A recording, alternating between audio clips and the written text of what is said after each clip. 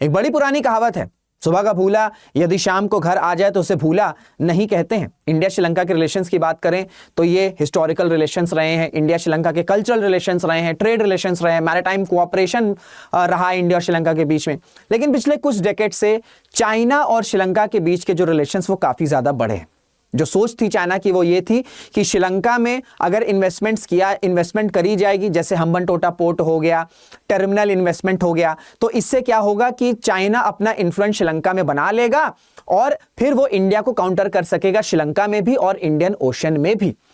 और श्रीलंका की सोच ये थी कि अगर चाइना से अगर इन्वेस्टमेंट आएगी तो श्रीलंका की इकोनॉमी भी बेहतर हो सकेगी। लेकिन साल 2022 में क्या हुआ? साल 2022 में एक बहुत बड़ा इकोनॉमिक क्राइसिस आया।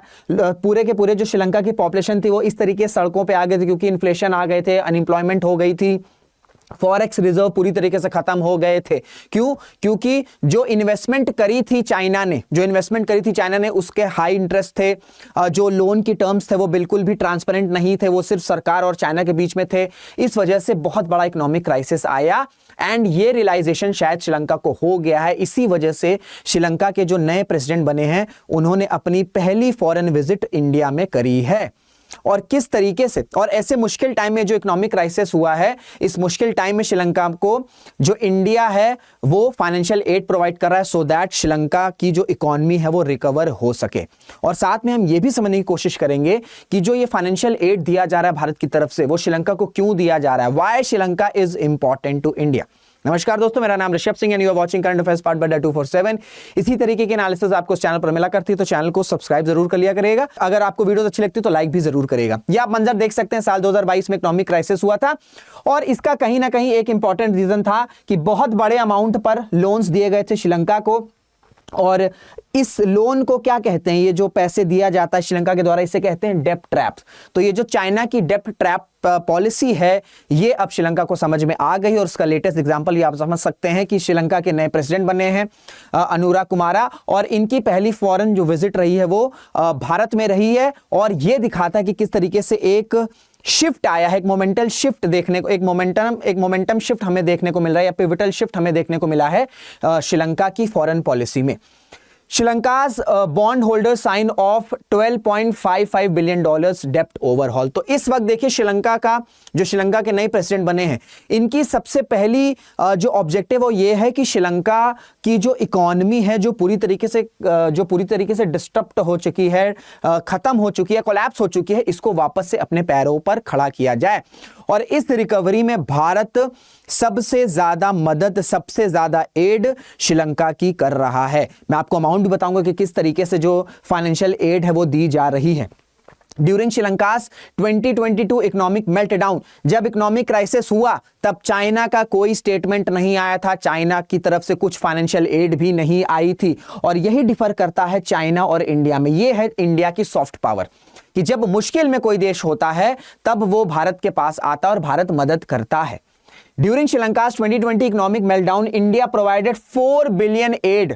आईएमएफ ने 3 बिलियन का बेल आउट दिया था, भारत ने 4 बिलियन की फाइनेंशियल एड मदद करी थी। ठीक है, और ये लोन नहीं है, आई एम सेइंग एड, ये हेल्प है। ये लोन नहीं कि हमने $4 बिलियन का लोन दे दिया हाई इंटरेस्ट पर, हमने जो टर्म्स है वो बिल्कुल ट्रांसपेरेंट रख दिए हैं, किसी को कुछ नहीं बताया है और बाद में हम उसके टर्म्स का फायदा उठा रहे हैं। जो चाइना करता है वो भारत नहीं करता है। India increase grants for Sri Lanka in the union budget 2024। क्या होता है ना, हमारी नेबरहुड फर्स्ट की पॉलिसी है जिसमें नेपाल हो गया, भूटान हो गया, बांग्लादेश हो गया, म्यांमार हो गया, अफगानिस्तान हो गया, श्रीलंका हो गया, इनके लिए हम कुछ स्पेसिफिक अमाउंट जो है वो एलोकेट करते हैं कि इस साल भारत के बजट से कुछ स्पेसिफिक अमाउंट, कुछ स्पेसिफिक परसेंटेज इन देशों को मिलेगा सो दैट इन देशों में जो भी प्रॉब्लम्स आ रही हैं वो रिजॉल्व हो सके, वो सही हो सके। तो ये जो अभी यूनियन बजट 2024 प्रेजेंट किया गया जुलाई में, उसमें जो एलोकेशन करी गई है श्रीलंका को 245 करोड़ की करी गई है, 245 करोड़। एंड पिछले ईयर के कंपेयर में राइज आया है 300% का राइज। ठीक है, 300% का राइज। और हमने बांग्लादेश मालदीव्स, म्यांमार और अफगानिस्तान में थोड़ी सी अमाउंट को कम किया और श्रीलंका को ज्यादा दिया। तो आप समझ सकते हैं कि किस तरीके से भारत जो है वो रिकवरी में मदद कर रहा है श्रीलंका की। ठीक है, फिर India is advancing high value projects including 5 million road and rail link connectivity. जैसे भारत का जो रामेश्वर है उसको कनेक्ट करने के लिए प्रोजेक्ट्स बनाए जा रहे हैं ट्रिंकोमले, जो कि श्रीलंका में, सो दैट ट्रेड और कनेक्टिविटी दोनों बूस्ट हो सके। देखिए, एक तो क्या होता है ना, एक आपने मदद कर दी, आपने कुछ अमाउंट दे दिया, जैसे $4 बिलियन का बेल आउट दे दिया या फाइनेंशियल एड दे दी, तो उससे शॉर्ट टर्म गोल जो है वो जो शॉर्ट टर्म इश्यूज हैं वो रिजॉल्व हो सकते हैं। लेकिन अगर किसी भी इकोनॉमी को खड़ा होना है ना, उसे डेवलप्ड होना है या उसे तेजी पकड़नी है, तो आपको शॉर्ट टर्म मेजर्स और लॉन्ग टर्म मेजर्स दोनों करने होंगे। तो भारत ने शॉर्ट टर्म मेजर्स करी, मदद करी, शॉर्ट टर्म हेल्प करी, जैसे फाइनेंशियल एड दे दिया, साथ में ही ट्रेड और कनेक्टिविटी से क्या होगा कि लॉन्ग टर्म गेन मिलेगा। ठीक है, लॉन्ग टर्म गेन्स होगा श्रीलंका को। भाई जब कनेक्टिविटी होगी, ठीक है, आपका ट्रेड बढ़ेगा, तो श्रीलंका की जो फॉरेक्स रिजर्व है उसका फायदा होगा, वो बढ़ेगा। एक्चुअल जो इशू है ना 2022 में जो इकोनॉमिक क्राइसिस आया श्रीलंका में, वो इसी वजह से आया क्योंकि इनके जो फॉरेक्स रिजर्व थे वो पूरी तरीके से खत्म हो चुके थे। जब फॉरेक्स रिजर्व खत्म हो जाते हैं ना, तो आपके पास बेसिक चीज के इंपोर्ट के लिए पैसे नहीं रहते हैं। खाना हो गया, गेहूं हो गया, चावल हो गया, जैसे 1991 में भारत के साथ हुआ था। भारत के फॉरेक्स रिजर्व्स बिल्कुल खत्म होने वाले थे, तब जाके ये रिफॉर्म्स करे गए थे 1991। तब भारत को समझ में आया था कि हमें जो है अब ग्लोबलाइजेशन का पार्ट होना है ताकि इन्वेस्टमेंट आ सके। समझ में आ रहा है? तो इसी वजह से हम शॉर्ट टर्म मदद भी कर रहे हैं और लॉन्ग टर्म हेल्प ही कर रहे हैं श्रीलंका की इकोनॉमी की रिकवरी में। इंडिया ने कनेक्टिविटी भी इंप्रूव करी है, जैसे ट्रांसशिपमेंट हब्स हो गए, फेरी सर्विसेज हो गए, शेयर्ड एनर्जी ग्रिड्स हो गए, सो दैट इकोनॉमीज को इंटीग्रेट किया जा सके। जब दो इकोनॉमीज इंटीग्रेट होती हैं एनर्जी ग्रिड्स के थ्रू, ट्रांसशिपमेंट हब्स के थ्रू, फेरी सर्विसेज के थ्रू, तो फिर दोनों ही इकोनॉमी को फायदा होता है। ठीक है, तो इंटीग्रेशन भी किया जा रहा है, इकोनॉमीज को इंटीग्रेट करने की प्लानिंग भी चल रही है, ट्रांसपोर्टेशन भी हो रहा है, कनेक्टिविटी भी हो रही है, ट्रेड भी हो रही है, सारी चीजें हो रही है, प्लस इन्वेस्टमेंट्स भी किए जा रहे हैं। ठीक है, इन्वेस्टमेंट्स भी किए जा रहे हैं। जैसे हम अदानी ग्रुप की बात करें तो जो नई श्रीलंका की गवर्नमेंट, जो भी प्रेसिडेंट आए हैं, ठीक है, अनुरा कुमारा जी जो प्रेसिडेंट हैं श्रीलंका के, जो नए प्रेसिडेंट हैं,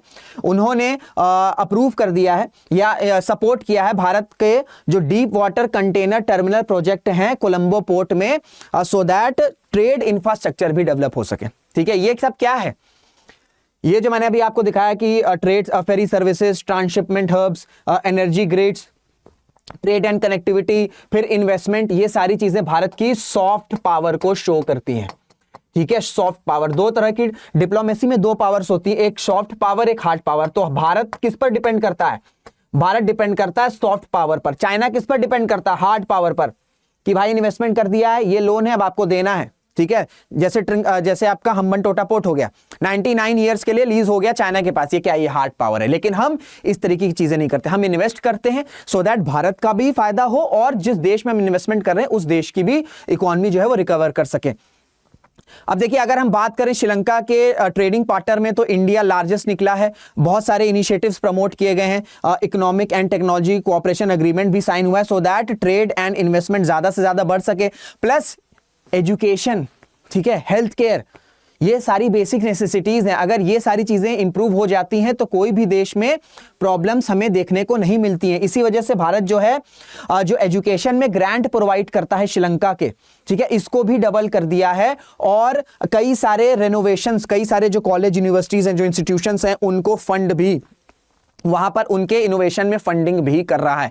तो समझ सकते हैं, चाहे शॉर्ट टर्म मेजर्स हो, चाहे लॉन्ग टर्म मेजर्स हो, लॉन्ग टर्म में, शॉर्ट टर्म में आपके हमने कुछ पैसे दे दिए, लॉन्ग टर्म्स में आके एनर्जी ग्रिड्स हो गए, ठीक है, कनेक्टिविटी हो गया, बायलैटरल ट्रेड हो गया, प्लस फिर हम सोशली भी हेल्प कर रहे हैं श्रीलंका की, कि श्रीलंका ना रिकवर हो सके। सोशली कैसे? हम उनके एजुकेशन में ग्रांट्स प्रोवाइड कर रहे हैं, ठीक है। प्लस इंडिया ने यह भी अनाउंस किया है कि इंडिया जो है वो सप्लाई करेगा एलएनजी, श्रीलंका को एलएनजी प्रोवाइड करेगा, ठीक है, पावर ग्रिड्स को लिंक करेगा, सो दैट सोशल जो इश्यूज आ रहे हैं ना वो भी रिजॉल्व हो सके। सिर्फ हम इकोनॉमिक फैक्टर्स या इकोनॉमिक रिकवरी पर पर हम डिपेंड नहीं कर रहे हैं, हम सोशल रिकवरी, कोई भी देश डेवलप तब होता है जब वो सोशली, इकोनॉमिकली, पॉलिटिकली, तीनों ही वे में, ठीक है, तीनों ही वे में वो इंप्रूव्ड हो, वो बेटर करे, ठीक है। साथ में ही अगर इंडिया और श्रीलंका की जो पार्टनरशिप है ना, वो क्या रिप्रेजेंट करती है, वो रिप्रेजेंट करती है कि किस तरीके से एक सस्टेनेबल डेवलपमेंट किया जा सकता है और साथ में इकोनॉमिक रेजिलियंस। ये पूरे के पूरे इंडियन ओशन में एक एग्जांपल के तौर से है इंडिया और श्रीलंका का ये जो ट्रेड रिलेशंस है। तो ये ओवरऑल रीजन के लिए भी काफी ज्यादा इंपॉर्टेंट है। प्लस मैं आपको बता चुका हूं कि अगर हम श्रीलंका की लोकेशन की बात करें तो इंडियन ओशन में है। नॉर्दर्न इंडियन ओशन से भारत का अराउंड 60 से 70% का जो इंडियन ऑयल का जो ऑयल का इंपोर्ट है वो होता है। तो इसी वजह से मैरीटाइम सिक्योरिटी के लिए भारत के एक्सपोर्ट्स को या भारत के इंपोर्ट्स को सिक्योर करने के लिए मैरीटाइम कोऑपरेशन, श्रीलंका के साथ मैरीटाइम कोऑपरेशन एक इंपॉर्टेंट टूल है। इसी वजह से आप देखते हैं कि जॉइंट एक्सरसाइजेस भी कंक्लूड किए जा रहे हैं, maritime security cooperation, infrastructure investment, so that China के इन्फ्लुएंस को भी काउंटर किया जा सके। जैसे चाइना का सीन क्या था, चाइना का भैया सीन ये था सिंपल, जैसे मैप देख रहे हो आप, ठीक है, ये मैप आप देख रहे हो, चाइना का सीन ये था कि अगर चाइना का इन्फ्लुएंस ये श्रीलंका में हो जाएगा तो बड़े आराम से जो है ये जो चाइना के ये जो इंडिया के इंपोर्ट्स आ रहे हैं यहां पर वो कैंसिल या अपना प्रेशराइज कर सकता अगर कल को एलएसी में कोई इशू हो रहा है। तो ये लार्जर गोल था, ठीक है, लार्जर गोल ये था। तो ये चीज तो ये जो जॉइंट एक्सरसाइजेस है मैरीटाइम कोऑपरेशन प्लस ये जो इंफ्रास्ट्रक्चर इन्वेस्टमेंट है, इन दोनों के ही सिंपल ऑब्जेक्टिव है कि भारत के इंपोर्ट्स को प्रोटेक्ट किया जा सके प्लस चाइना के इन्फ्लुएंस को रिड्यूस किया जा सके श्रीलंका में। और अगर हम इंडिया के नेबरहुड फर्स्ट पॉलिसी को देखें तो वो सस्टेनेबल ग्रोथ पर फोकस्ड है, वो म्यूचुअल रिस्पेक्ट पर फोकस है। हमने कभी भी श्रीलंका हो, मालदीव्स हो, अफगानिस्तान हो, बांग्लादेश हो, म्यांमार हो, कहीं भी हमने दूसरे देशों की सोवरनिटी को रिस्पेक्ट किया है। कभी भी हमने इंटरफियर नहीं किया कि हम, जैसे चाइना है, चाइना उठा ये लैंड मेरा है, ठीक है, कोई भी देश में उठा ये लैंड मेरा है, साउथ चाइना सी पूरा का पूरा मेरा है, ताइवान पूरा का पूरा मेरा है, ठीक है, रशिया के साथ भी बॉर्डर डिस्प्यूट हो रहे हैं, भारत के साथ बॉर्डर डिस्प्यूट है, अरुणाचल प्रदेश पर क्लेम आ गया, ठीक है, इस तरीके से रैंडमली क्लेम आ जाते हैं, वो भारत नहीं करता है। और यही है भारत की जो नेबरहुड पॉलिसी है, ये इन्हीं पिलर्स पर डिपेंडेंट है या फाउंडेशन है इन्हीं पिलर्स पर, B it sustainable growth, B it mutual respect और सोवरेनिटी प्लस चाइना के जो ट्रांजैक्शनल डेप्थ ड्रिवन अप्रोच है। जैसे मैंने कहा था ना, चाइना का इन्फ्लुएंस था कि चाइना की सोच ये थी कि ये जितने भी नेबरिंग कंट्रीज है ना आसपास भारत के, जितने भी नेबरिंग कंट्रीज हैं आसपास भारत के, इनमें चाइना अपना इन्फ्लुएंस कर ले, ठीक है, इसमें चाइना अपना इन्फ्लुएंस कर रहा है। रुक जाइए जस्ट अ सेकेंड। हाँ, अब ये जो आसपास आपको देश दिख रहे हैं ना, B it Bangladesh, B it Nepal, B it Bhutan, Sri Lanka, Pakistan तो चलो हम उसको नहीं इंक्लूड कर रहे हैं, ठीक है, इन सब में चाइना अपना इन्फ्लुएंस ले आए सो दैट पूरी तरीके से इंडिया का इन्फ्लुएंस इंडियन ओशन में और साउथ एशिया के रीजन में काउंटर कर दे। और इसके लिए चाइना ने क्या अप्रोच निकाली, इसके लिए चाइना ने अप्रोच निकाली डेप्थ ट्रैप, कि भाई हम क्या करेंगे, हम इन सब देशों को बड़े अमाउंट में पैसे देंगे, ठीक है, बड़े अमाउंट में हम इन्वेस्टमेंट करेंगे। अब देखिए, आपने शेयर बाजार में पैसे लगाए, आपने 1 लाख रुपए पैसे लगा दिए, अब उसका रिटर्न अगर नहीं आ रहा है, जिस शेयर में आपने पैसे लगाए वो शेयर ही डूब गया, तो आपके तो पैसे खत्म हो गए, ठीक है, प्लस आपने शायद अगर किसी से लोन लेके लिया होगा तो फिर आप पे वो लोन का भी इंटरेस्ट आ जाएगा, उसका भी प्रेशर आ जाएगा। इसी तरीके से डेब्ट ट्रैप पॉलिसी में क्या होता है कि चाइना ऐसे प्रोजेक्ट्स पर इन्वेस्ट करता है जिसका कोई रिटर्न ही ना है। जैसे आपको पता है कि आप कोई पिक्चर बना रहे हैं लेकिन वो पिक्चर फ्लॉप होने वाली है, लेकिन उसके बाद भी आप बनाएंगे, तो आपको पता है कि पैसा मैं लगाऊंगा, ये पिक्चर फ्लॉप होगी, लेकिन आपका ऑब्जेक्टिव पिक्चर बना के पैसे कमाने का नहीं है, कोई और ऑब्जेक्टिव है। यही सेम चीज चाइना की डेब्ट ट्रैप पॉलिसी है। उसको पता है कि ऐसे प्रोजेक्ट्स में हम इन्वेस्टमेंट करेंगे, अग्रीमेंट करेंगे जिससे रिटर्न्स नहीं आएगा। तो जब जैसे किसी प्रोजेक्ट में, जैसे हम्बनटोटा पोर्ट है, उस पर चाइना ने इन्वेस्टमेंट कर दी, अब अगर हम्बनटोटा पोर्ट से पैसे ही नहीं आएंगे तो श्रीलंका की सरकार उस प्रोजेक्ट से अगर पैसे नहीं कमाएगी तो चाइना को कैसे देगी। तो ये जो हम्बनटोटा पोर्ट है, इस पर फिर चाइना कहेगा देखो भैया, मैंने इतना पैसा लगाया था, मेरे पास पैसे नहीं आ रहे हैं, तो मैं अब इस पोर्ट को रन करूंगा, मुझे तुम 100 सालों के लिए दे दो, 100 साल में मुझे लगता है कि मैं अपने इन्वेस्टमेंट का रिटर्न्स निकाल लूंगा, फिर मैं आपको छोड़ दूंगा, या फिर जो है फिर मैं ये आपका जो पोर्ट है आपको दे दूंगा। तो ये है डेब्ट ट्रैप पॉलिसी। इसी को काउंटर करने के लिए इंडिया का क्या है, इंडिया का है नेबरहुड फर्स्ट पॉलिसी, जो किस पर डिपेंड करती है, जो डिपेंड करती है सस्टेनेबल ग्रोथ पर, जो डिपेंड करती है म्यूचुअल रिस्पेक्ट पर, जो डिपेंड करती है सोवरेनिटी पर, जो डिपेंड करती है बायलैटरल ट्रेड पर, जो डिपेंड करती है कॉमन इन्वेस्टमेंट या कॉमन डेवलपमेंट पे, कि भाई हमारा भी भला हो, हमारा भी डेवलपमेंट हो, दूसरे देश का भी डेवलपमेंट हो। तो समझ गए ये चाइना का डेब्ट ट्रैप पॉलिसी क्या है और किस तरीके से भारत ये नेबरहुड फर्स्ट पॉलिसी को अलाइन करता है। ठीक है, अब देखो जैसे मैंने आपको बताया ना कि किस तरीके से इंडो पैसिफिक में चाइना देशों में अपना इन्फ्लुएंस फैला रहा है। आप देख सकते हो कि चाहे हम म्यांमार की बात कर लें, हम लाओस, श्रीलंका, मालदीव्स, कैम्बोडिया, ये तो साउथ ईस्ट एशिया में आ गया आपके, ठीक है, इधर फिर ये पैसिफिक में आ गया। तो सारे ही देश में चाइना जो है इस तरीके की अपनी इन्वेस्टमेंट कर रहा है सो दैट ये सारे देश चाइना के डेब्ट ट्रैप के अंदर फंस जाएं। अगर अभी हम बात करें तो श्रीलंका $7 बिलियन का जो लोन है वो चाइना पर, उसका लोन मतलब चाइना का $7 बिलियन का जो लोन है वो श्रीलंका पर बकाया है। इसी वजह से साल 2022 में ये इकोनॉमिक क्राइसिस आया था। एंड जैसे मैंने आपको बताया कि हम्बनटोटा पोर्ट है, इसमें भैया इन्वेस्टमेंट करी गई। अब ये चाइना को पता था कि बिल्कुल भी वायबल नहीं है, मैं इसमें पैसा लगाऊंगा ये प्रोजेक्ट फेल हो जाएगा। जब इस प्रोजेक्ट से पैसा ही नहीं आएगा, जब इस प्रोजेक्ट से पैसा आएगा ही नहीं तो भैया श्रीलंका फिर चाइना को वापस कैसे करेगा। तो चाइना फिर ये कहेगा भैया मेरा पैसा लगा है हम्बनटोटा पोर्ट में, तुम पैसा मुझे दे नहीं पा रहे हो, तो अब जो है मैं इस पोर्ट को अपने अंडर रख लूंगा और यहां पर आ जाएगा, इंडियन ओशन के करीब बिल्कुल पोर्ट है, तो फिर इंडिया के इंपोर्ट्स को, इंडिया के इन्फ्लुएंस को काउंटर कर सकता है। सोच है चाइना की डेब्ट ट्रैप पॉलिसी की। समझ में आ गया। अब देखिए ये चीज रियलाइजेशन हो चुकी है श्रीलंका को, तभी ने बोला ना कि वो सुबह का भूला अगर शाम को वापस आ जाए घर तो उसे भूला नहीं कहते हैं। श्रीलंका ने बोला है, श्रीलंका के नए प्रेसिडेंट ने बोला है कि we will won't allow our land to be used against India, Sri Lanka president amid Chinese influence in Hambantota port. क्योंकि कांस्टेंट ये भारत का कंसर्न रहा है कि हम्बनटोटा पोर्ट का जो अथॉरिटी है वो चाइना के पास चली गई है, तो कहीं चाइना जो है इस हम्बनटोटा पोर्ट का इस्तेमाल करके भारत के अगेंस्ट प्रोपेगेंडा ना करे, भारत के इन्फ्लुएंस को काउंटर ना करे। तो इस पर प्रेसिडेंट ने साफ साफ बोल दिया है कि हम बिल्कुल भी ऐसी एक्टिविटीज को टॉलरेट नहीं करेंगे, अलाउ नहीं करेंगे। प्लस कुछ प्रोजेक्ट्स भी श्रीलंका की सरकार ने, श्रीलंका के प्रेसिडेंट ने चाइना को देने के बजाय भारत को दे दिया। जैसे श्रीलंका ने कैंसिल कर दिया एक चाइनीज पावर टेंडर, और ये प्रोजेक्ट किसको दे दिया है, ये प्रोजेक्ट दे दिया है इंडिया को। तो श्रीलंका को ये समझ में आ गया है कि चाइना के साथ शॉर्ट टर्म गेन हो सकते हैं, लेकिन जो उसका लॉन्ग टर्म इंपैक्ट है, जो लॉन्ग टर्म रिपरकशन है, उससे पूरा का पूरा देश ही कोलैप्स हो सकता है। इसी वजह से चाइना ने जो ये फिर से अपनी इन्वेस्टमेंट रखी, उसको चाइना को लगा अच्छा फिर से इंप्रूवमेंट हो रही है, चलो वापस चलते हैं, इन्वेस्टमेंट करते हैं, वापस से कोई जो स्ट्रैटेजिक पोर्ट है या जो स्ट्रैटेजिक कोई लोकेशन है उसको हथिया लेते हैं और भारत को इन्फ्लुएंस को काउंटर करते हैं। लेकिन इस बार श्रीलंका समझ चुका है, श्रीलंका एक बार क्राइसिस में जा चुका है एंड बहुत अच्छी बात है कि वो वापस से समझ गए। दैट्स वजह इन्होंने ये चाइनीज पावर टेंडर को कैंसिल करके भारत को दे दिया। अब देखो ग्राफ पर देखो किस तरीके से चाइना और इंडिया का इन्वेस्टमेंट हुआ है श्रीलंका में। ये रेड वाला क्या है, ये रेड वाला चाइना है, ये ब्लू वाला क्या है, इंडिया है। 2005 में दोनों के इन्वेस्टमेंट बराबर थे, 2006 में चाइना का बढ़ गया, 7 में इंडिया ने कवर अप करने की कोशिश करी, 8 में भारत आगे निकल गया, 9, 10, 11 तक ठीक था। उसके बाद भैया देखो 12 में कैसे छलांग मारा है, ठीक है, 13 में कैसे छलांग मारा है, 14 में कैसे छलांग मारा है, 15 में कैसे छलांग मारा है एंड सो ऑन।